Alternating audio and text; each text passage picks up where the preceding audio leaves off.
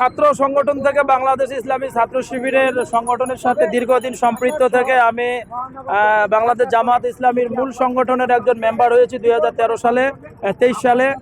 আমি ঠাকুরগাঁও সদর আসনের একজন ভোটার, আমি একজন ন্যায্য ভোটার। সেই হিসাবে ঠাকুরগাঁয়ে আমাদের প্রবীণ রাজনৈতিকবিদ হিসাবে এবং আমাদের সারা বাংলাদেশের জিনাকে আমরা শ্রদ্ধা ভরে স্মরণ করি।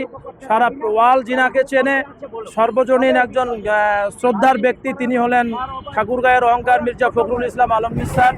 আমি আমার প্রথম ভোট তিনাকে 18 সালের জোট নির্বাচনে আমি তিনাকে দিতে গিয়ে আমি মামলাও খেয়েছি। তো আমি যদিও জামাতের সমর্থক, আমি আমার ভোটটা মির্জা ফখরুল ইসলাম আলমগীর স্যার আমার ভোটটা পাওয়ার প্রাপ্য, সেটা আমি বিশ্বাস করি এবং আমার ভোটটা আশা করি আমি তিনাকেই দিব ইনশাল্লাহ। জামাতের ওখানে ভালো প্রার্থী আছে, দেলোয়ার ভাই আছেন, যদিও কম্পিটিশন খুব ভালো চলছে।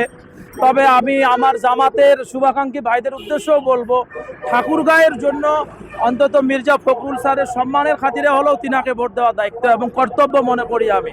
কারণ আমরা তো পড়াশোনা, আমরাও তো স্টাডি করেছি। আমি 20 সালে মাস্টার্স কমপ্লিট, গ্রাজুয়েট কমপ্লিট করেছি আমি। তো সেই হিসাবে আমি মনে করব তরুণ ভোটাররা ঠাকুরগাঁয়ের মানুষ হিসাবে যিনাকে সারা বাংলাদেশ চিনে মির্জা ফখরুল ইসলাম আলমগীর, সেখানে আমাদের দলমতের বাইরে গিয়ে হলেও প্রয়োজনে মির্জা ফখরুলকে ভোট দিতে হবে। এটা আমাদের নীতি এবং নৈতিকতার দায়িত্ব এবং কর্তব্য ঠাকুরগাঁর মানুষ হিসাবে।